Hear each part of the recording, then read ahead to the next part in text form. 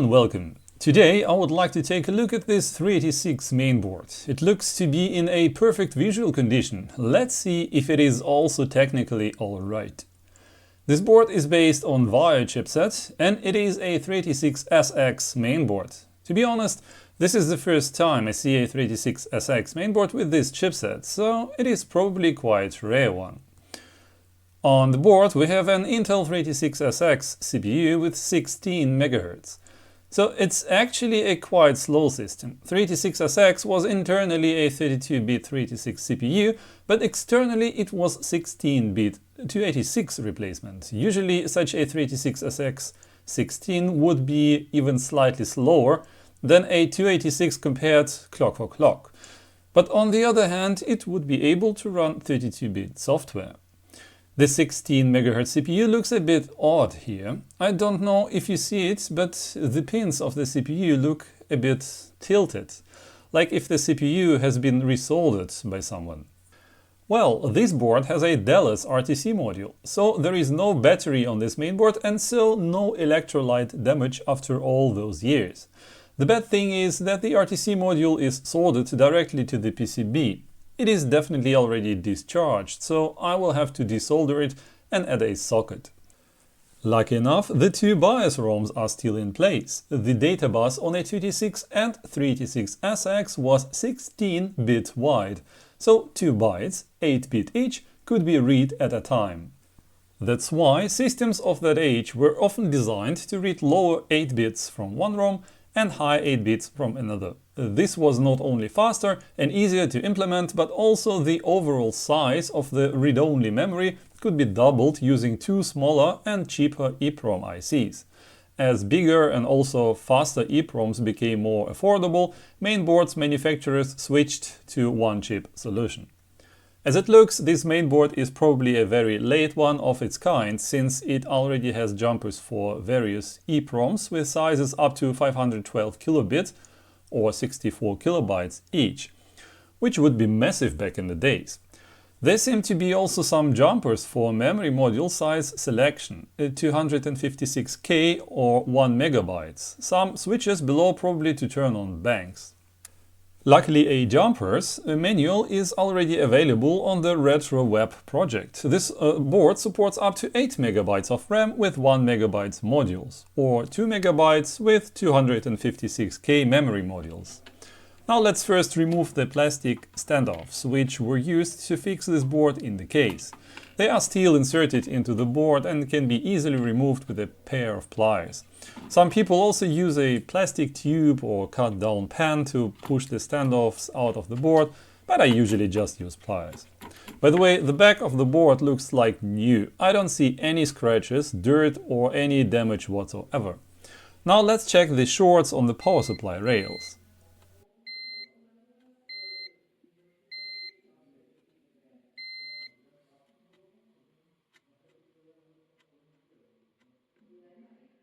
Looks good to me. There are no shorts. Let's plug in the power cable and check the voltages on the board. Oh, and we have white smoke. This can only mean that the high council of capacitors decided which tantalum has to leave this world. Goodbye, little guy. This usually happens on old tantalum caps, on ±12 volt voltage rails. On lower 5 volt rails it happens not quite as often. As you see by that burned gunk around, it has to be this one. This would be a good opportunity to see how a short on the power rails look like. Remember that we had no shorts before. Now let's measure once again. And here we have now a dead short on 12 volts rail. 12 volts are usually not used directly on such a mainboard. It is only used for serial port, which is not integrated on this board, or an ISA expansion card, which we currently don't have. But even if 12 volts would be needed, it would also work without this capacitor.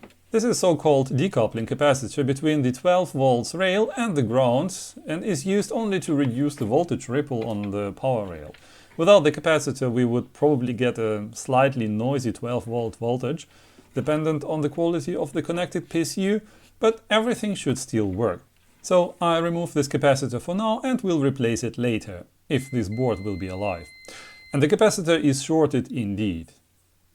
And with the capacitor out of the way, there is no short on the board anymore.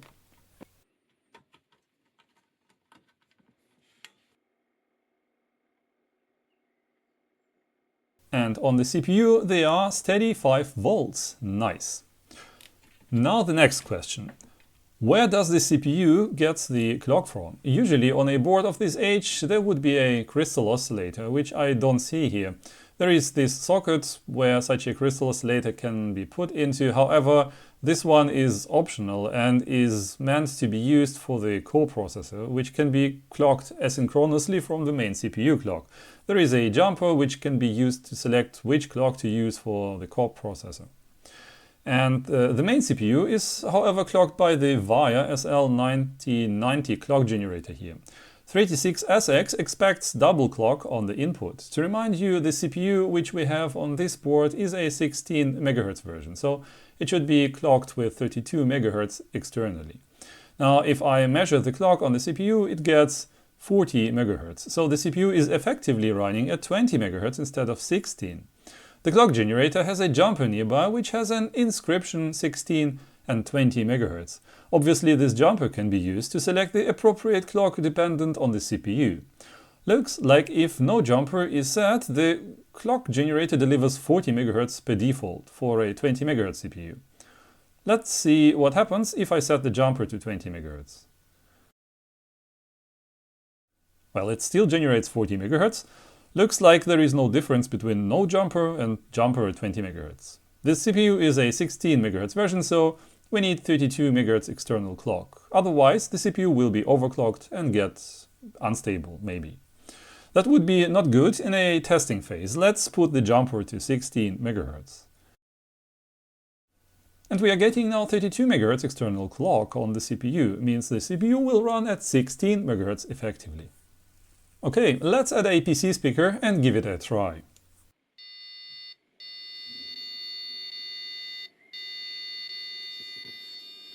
Yeah, we are getting post-beep codes, which probably report memory error. Obviously because we have no memory yet inserted. Let's fix that.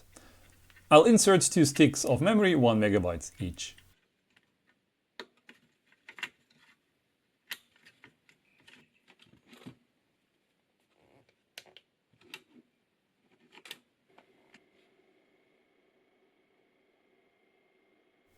Wow, now it's completely silent.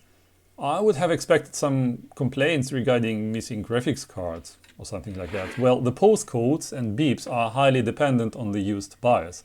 I have currently no clue what we have here, so let's add a graphics card and see if something changes.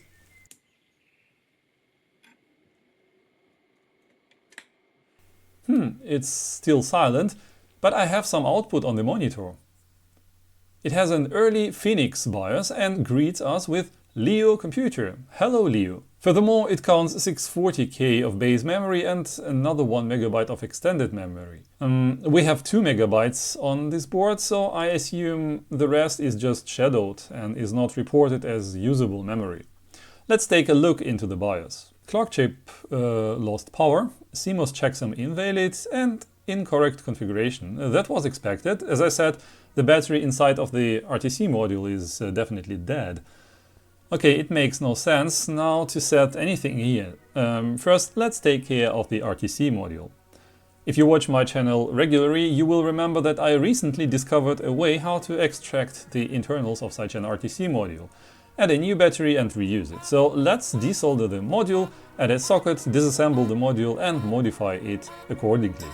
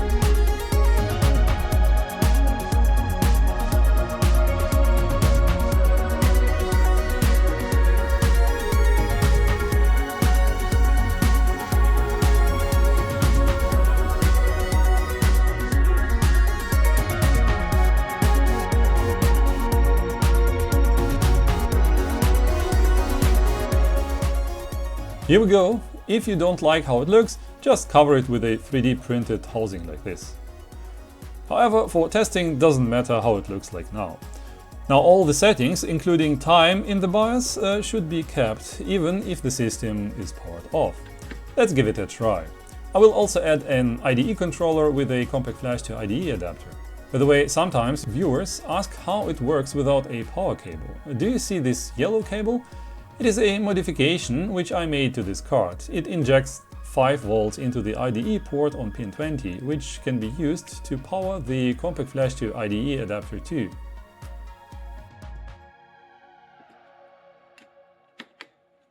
Okay, first good news, the system still posts. Now it complains about invalid configuration and unset time of day. Let's fix that.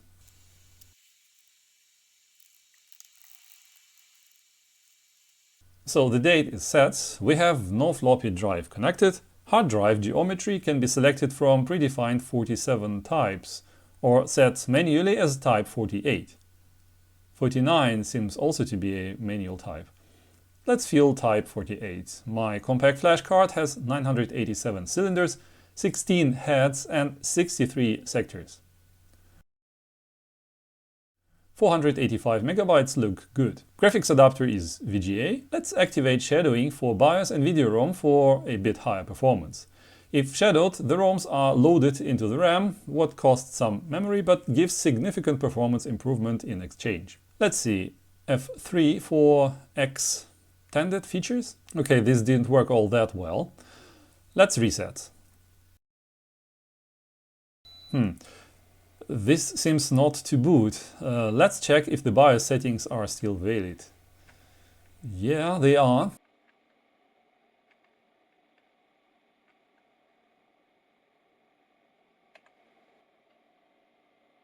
Nope, it doesn't boot from the compact flash card. This is not unusual with this old Phoenix BIOS, to be honest. I'm pretty sure this is just a software issue. Let's use a trick which I explained a long time ago on this channel, XT-IDE ROM. These videos are from a very early time of this channel, but still worth watching if you don't know what it's all about. I use XT-IDE ROM in a network card. I like to use this network card for that purpose because it can be configured using jumpers. Currently they are set to enable and load the ROM at address D8000. Let's see if XT-IDE can take over the compact flash card detection.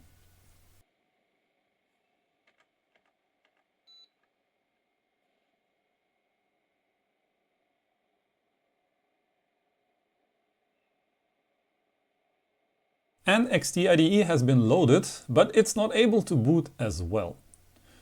The hard drive settings in the main BIOS are still valid. Sometimes it doesn't matter, but on some systems main BIOS and XT-IDE can race against each other, so the hard drive settings in the main BIOS should be unset to give full control to the XT-IDE. And voila, the system boots. As I assumed, this was just a software problem. Those old BIOSes have often problems with compact flash cards. Maybe one day I will try to investigate the reasons, but for now XT-IDE solution is just fine. With an old mechanical drive, the original BIOS would probably work. Landmark speed test reports 386SX-16. What is actually right? Oh, I have an idea. Let's remove the CPU clock jumper. The clock should race to 20 MHz and overclock the CPU. Cool, that totally worked. Nice, but let's leave it at 16 MHz again.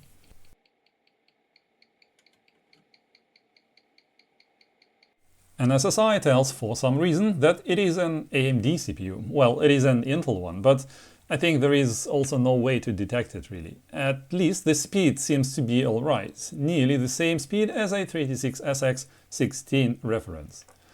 Okay, to confirm that it is working, we have to play some games. But which games are playable on this system? As I said, 386SX is a 286 with 386 features and is even slower than a 286 clock for clock. So games like Doom, Descent and Duke Nukem 3D you can forget. However, at least Wolfenstein 3D would be kind of playable.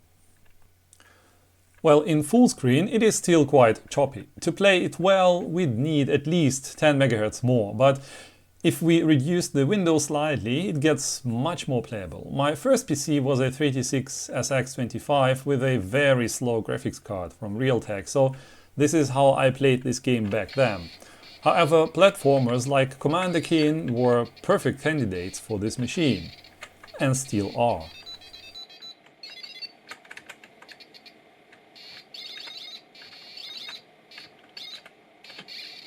Well, I consider this board as working. One idea for a small experiment I have though.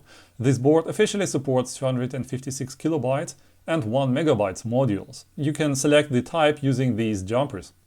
Currently I have two modules, 1 megabyte each in the first two slots. Remember, on 16-bit systems, 8-bit memory modules have to be inserted in pairs, like here.